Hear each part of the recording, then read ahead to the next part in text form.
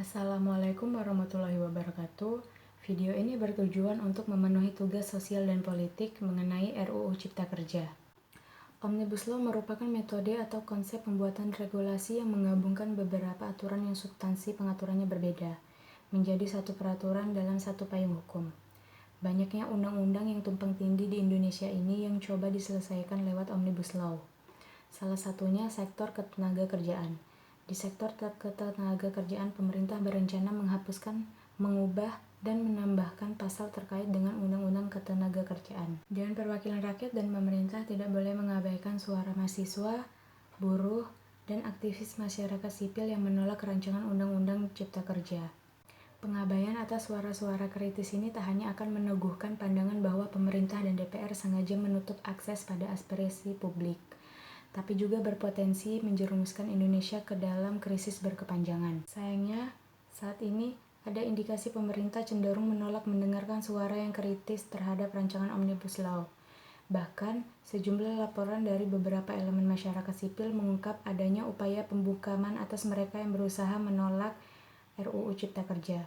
Pekan lalu, aparat keamanan juga menangkap sejumlah mahasiswa yang berdemonstrasi menolak RUU Cipta Kerja di depan gedung DPR di kawasan Senayan.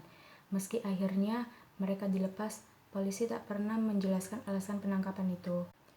Upaya kriminalisasi terhadap mahasiswa, buruh, dan aktivis yang menolak Omnibus Law ini jelas bertentangan dengan konstitusi.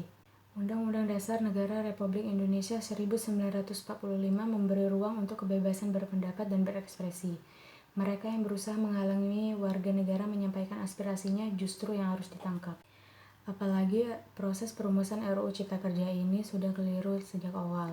Materi pembahasan naskah peraturan ini dirahasiakan dari publik, sesuatu yang jelas menyalahi pasal 96 Undang-Undang Nomor 12 Tahun 2011 tentang pembentukan peraturan perundang-undangan. Belum lagi soal isinya. RUU Cipta Kerja akan mengubah 1244 pasal di lebih dari 79 undang-undang. Bukan hanya peraturan soal gaji, hubungan kerja, dan hak buruh, Omnibus Law ini juga akan menghilangkan sejumlah aturan mengenai perlindungan lingkungan dan izin berusaha. Tanpa kajian yang memadai, mengubah sekian banyak peraturan justru akan menimbulkan bencana baru dari sisi kepastian berusaha dan investasi. Alasan mengapa menolak rancangan Undang-Undang Cipta Kerja ini yaitu adanya kontroversial dan dampak negatifnya, yaitu hilangnya upah minimum, hilangnya pesangon, PHK sangat mudah dilakukan, karyawan kontrak seumur hidup, jam kerja yang eksploitatif, berpotensi bebas masuk ke Indonesia, hilangnya jaminan sosial, dan sanksi pidana hilang. Dalam Undang-Undang Pasal 13 Tahun 2003, pengusaha yang tidak memberikan pesangon kepada pekerja atau buruh yang memasuki usia pensiun dipidana dengan pidana penjara paling sedikit 1 tahun dan paling lama 5 tahun. Dan atau dengan denda paling sedikit 100 juta dan paling banyak 500 juta. Dalam rancangan Undang-Undang Cipta Kerja ini, sanksi pidana ini dihilangkan.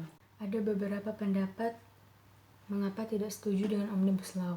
Yang pertama, yaitu Omnibus Law berpotensi mengabaikan ketentuan formal pembentukan undang-undang. Sifatnya yang cepat dan merambah banyak sektor dikhawatirkan akan menerobos beberapa tahapan dalam pembentukan undang-undang, baik di tingkat perencanaan, penyusunan, pembahasan, pengesahan, maupun pengundangan. Pelanggaran ini bertentangan dengan prinsip negara hukum yang menghendaki segala tindakan pemerintah didasari hukum. Yang kedua yaitu Omnibus Law mempersempit keterbukaan dan partisipasi publik dalam pembentukan undang-undang. Dalam praktik di beberapa negara, pembentukan undang-undang Omnibus Law didominasi oleh pemerintah atau DPR. Materi dan waktu pengerjaannya pun bergantung pada instansi tersebut. Biasanya undang-undang diusahakan selesai secepat mungkin, bahkan hanya dalam satu kesempatan pengambilan keputusan. Akibatnya, ruang partisipasi publik menjadi kecil, bahkan hilang.